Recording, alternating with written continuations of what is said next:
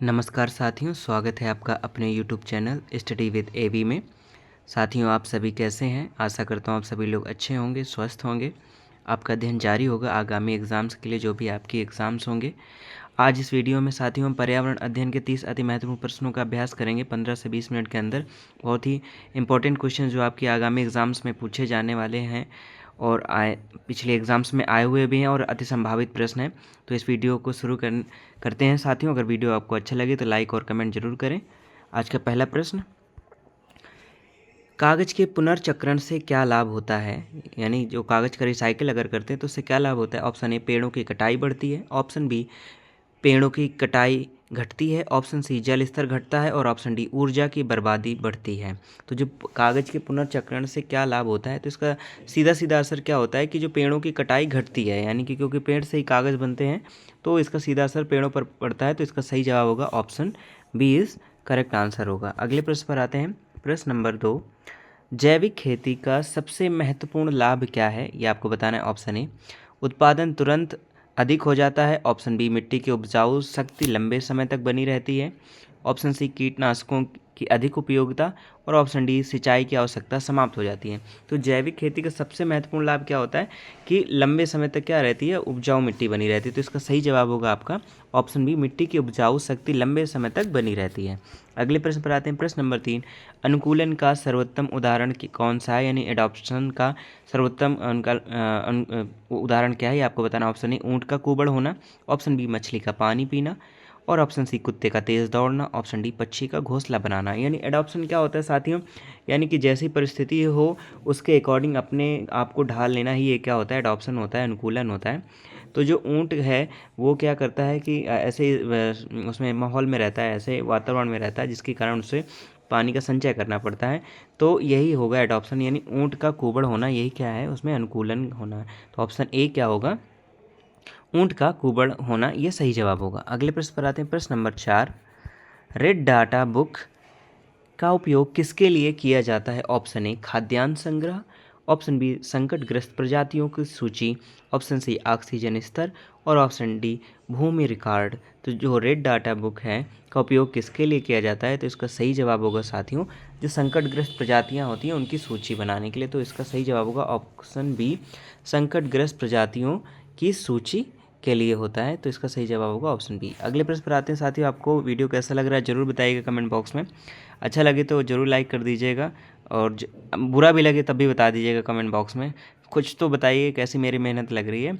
और मेरा प्रयास ही रहता है 10 से 15 मिनट अच्छे प्रश्नों का आपका अभ्यास कराऊं। अगर अभी तक आपने चैनल को सब्सक्राइब नहीं किया तो ज़रूर सब्सक्राइब कर लें, बेल आइकन को प्रेस कर लें, ऑल नोटिफिकेशंस ऑन कर लें। और जो भी आपके साथ ही हों प्रतियोगी, वो भी अगर प्रिपरेशन कर रहे हैं तो उन्हें भी ज़रूर शेयर करें उनके साथ। आते हैं प्रश्न नंबर 5 पर। ध्वनि प्रदूषण का प्रमुख स्रोत क्या है? ऑप्शन ए, मछलियाँ। ऑप्शन बी, मशीनें और यातायात। ऑप्शन सी, पेड़। और ऑप्शन डी, कपड़े। तो जो ध्वनि प्रदूषण का मुख्य स्रोत क्या है, वो क्या है, मशीनें और यातायात है साथियों। तो इसका सही जवाब होगा ऑप्शन आपका बी जो होगा वो सही जवाब होगा, ऑप्शन बी। अगले प्रश्न पर आते हैं। प्रश्न नंबर 6, श्वसन की कौन सी प्रक्रिया ऊर्जा प्रदान करती है? आपका ऑप्शन ए, ऑक्सीजन का निर्माण। ऑप्शन बी, ग्लूकोज का विघटन। ऑप्शन सी, जल का निर्माण। और ऑप्शन डी, क्लोरोफिल का बनना। जो श्वसन की कौन सी प्रक्रिया ऊर्जा प्रदान करती है, तो ऊर्जा कैसे मिलता है, तो ये हमें जब ग्लूकोज का विघटन होता है तो ही हमें ऊर्जा क्या होती है, मिलती है। तो इसका सही जवाब होगा आपका ऑप्शन बी, ग्लूकोज का विघटन। प्रश्न नंबर 7, मच्छरों की वृद्धि रोकने का सर्वोत्तम तरीका क्या है? ऑप्शन ए, तेल गिराना। ऑप्शन बी, बर्तन धोना। ऑप्शन सी, खाना छुपाना। और ऑप्शन डी, पत्तियां जलाना। जो मच्छरों की वृद्धि का रोकने का सर्वोत्तम तरीका क्या है साथियों, जहाँ पे मच्छरों की अधिकता हो, जहाँ पे जल भरा हो, वहाँ पे अगर आप तेल गिराते हैं, वो भी किसका, कुनैन का तेल डालते हैं, तो जो मच्छरों की वृद्धि है वो रुक जाती है। तो इसका सही जवाब होगा आपका ऑप्शन ए, तेल गिराना। अगले प्रश्न पर आते हैं। प्रश्न नंबर 8, किस गैस को ग्रीन हाउस गैस कहा जाता है? Option A, oxygen. Option B, carbon dioxide. Option C, helium. और ऑप्शन डी, हाइड्रोजन। तो किस गैस को ग्रीन हाउस गैस कहते हैं साथियों, तो बहुत ही आसान सवाल है इसका। कार्बन डाइऑक्साइड CO2 जो होती है उसे ग्रीन हाउस गैस कहा जाता है। तो ऑप्शन बी सही जवाब होगा। प्रश्न नंबर 9, कचरे के वर्गीकरण में हरे डिब्बे का उपयोग किसके लिए किया जाता है? ऑप्शन ए, धातु कचरा। ऑप्शन बी, प्लास्टिक कचरा। ऑप्शन सी, गीला कचरा। और ऑप्शन डी, कांच का कचरा।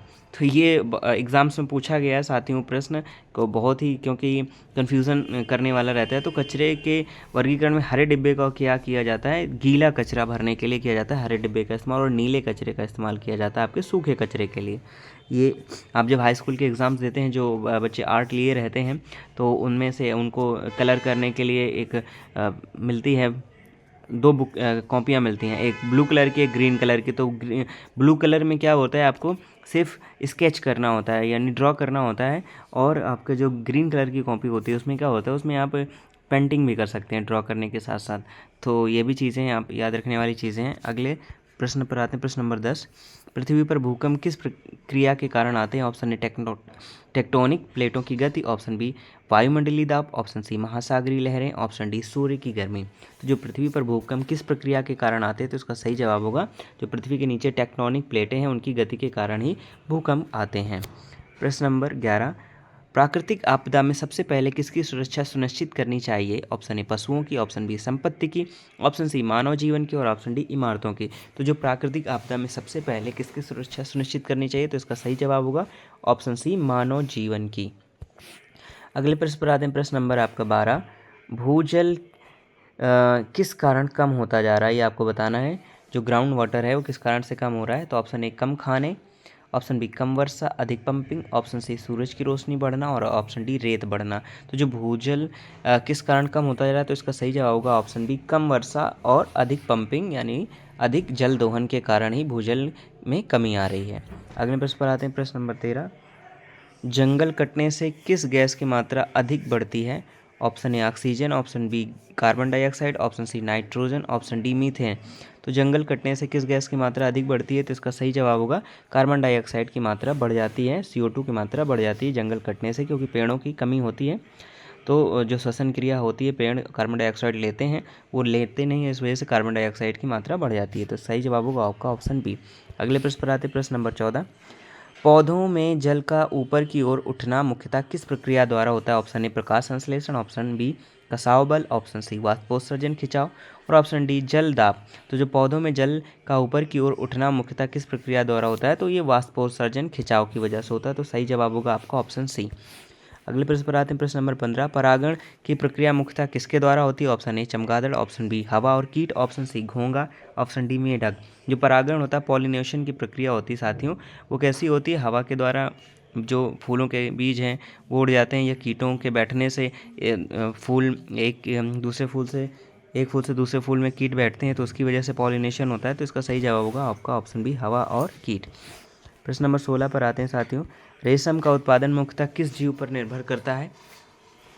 ऑप्शन ए लाख कीट, ऑप्शन बी मधुमक्खी, ऑप्शन सी रेशम कीट, और ऑप्शन डी दीमक। तो जो रेशम का उत्पादन किस जीव पर निर्भर करता है साथियों, तो इसका सही जवाब होगा आपका ऑप्शन सी रेशम कीट। अगले प्रश्न पर आते हैं, प्रश्न नंबर 17। कचरे से ऊर्जा किस सिद्धांत पर आधारित है, यानी वेस्ट टू एनर्जी किस प्रिंसिपल पर आपके आधारित? ऑप्शन ए ऊर्ध्वपातन, ऑप्शन बी दहन और गैसीकरण, ऑप्शन सी विलयन, और ऑप्शन डी अवसादन। तो जो कचरे से ऊर्जा किस सिद्धांत पर कार्य करती है, तो दहन और गैसीकरण। ऑप्शन बी इसका क्या होगा, सही जवाब होगा दहन और गैसीकरण। प्रश्न नंबर 18। मिट्टी के कटाव को रोकने का सबसे प्रभावी प्राकृतिक तरीका क्या है? ऑप्शन ए तेज बारिश, ऑप्शन बी नदी बहाव बढ़ाना, ऑप्शन सी वनस्पति आवरण बढ़ाना, और ऑप्शन डी पत्थर हटाना।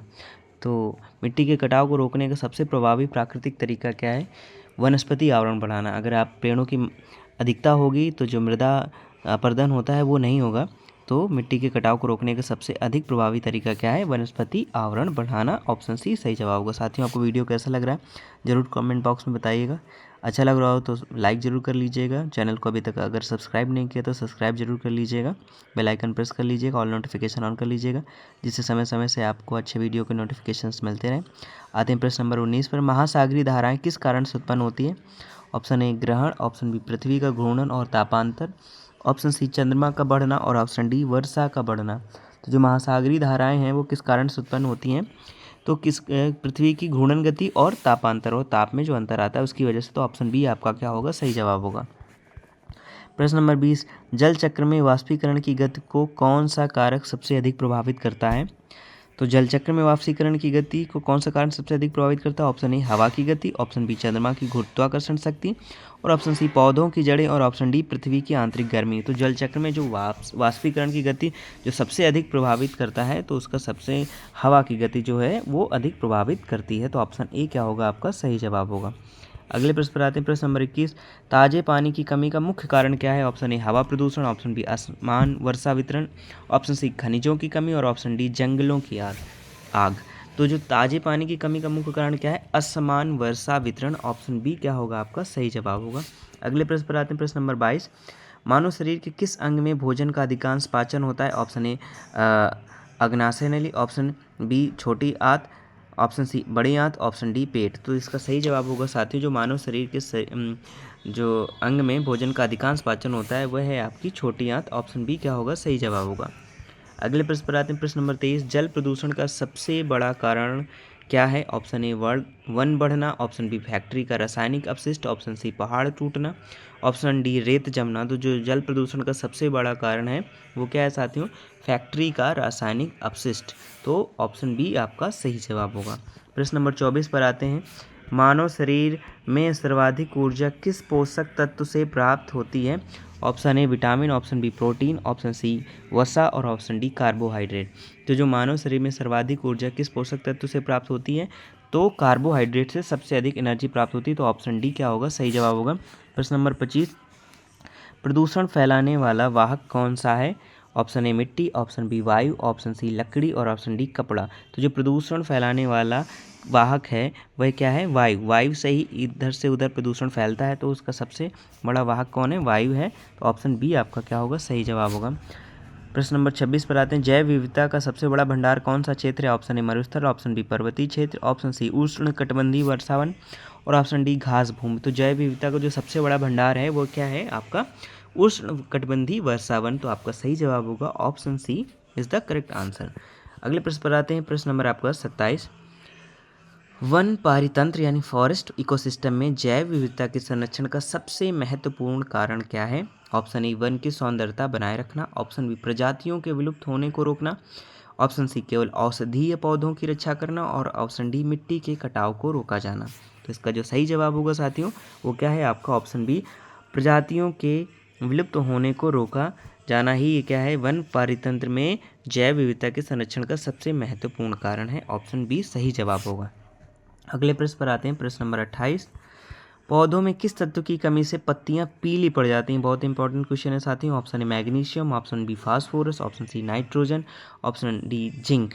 तो जो पौधे में किस तत्व की कमी से पत्तियां पीली पड़ जाती हैं, तो उसका सही जवाब होगा आपका ऑप्शन सी नाइट्रोजन की कमी से पत्तियां पीली पड़ जाती हैं। अगले प्रश्न पर आते हैं। प्रश्न नंबर 29, रेन वाटर हार्वेस्टिंग का मुख्य उद्देश्य क्या है? ऑप्शन ए सिंचाई बंद करना, ऑप्शन बी भूमिगत जल स्तर बढ़ाना, ऑप्शन सी फसलों को नष्ट करना, और ऑप्शन डी समुद्र में पानी भेजना। तो जो रेन वाटर हार्वेस्टिंग का मुख्य उद्देश्य क्या है साथियों वो क्या है? भूमिगत जल स्तर को बढ़ाना। तो ऑप्शन बी क्या होगा आपका सही जवाब होगा। आज के अंतिम प्रश्न पर आते हैं। प्रश्न नंबर 30 साथियों, वीडियो अगर आपको अच्छा लग रहा हो लाइक जरूर कर दें, मत कंजूसी करिए लाइक करने में। कमेंट भी बताएं कैसा लग रहा है, अच्छा खराब, मेरी मेहनत कैसी लग रही है आपको। और अगर अभी तक चैनल को सब्सक्राइब नहीं किया तो चैनल जरूर सब्सक्राइब कर लीजिए, बेल आइकन को प्रेस कर लीजिए, और अपने साथियों के साथ भी इसे शेयर जरूर करिएगा। ऑप्शन आज के आते हैं अंतिम प्रश्न पर। ओजोन परत पृथ्वी को किस प्रकार की हानिकारक किरणों से बचाती है? ऑप्शन ए इंफ्रारेड किरणें, option B X ray, option C ultraviolet किरणें, और ऑप्शन डी गामा किरणें। तो इसका सही जवाब होगा आपका ऑप्शन सी अल्ट्रावायलेट किरणों से ओजोन परत पृथ्वी को बचाती है। तो इसका सही जवाब होगा ऑप्शन सी। आज का अभ्यास साथियों यहीं तक। Thank you so much.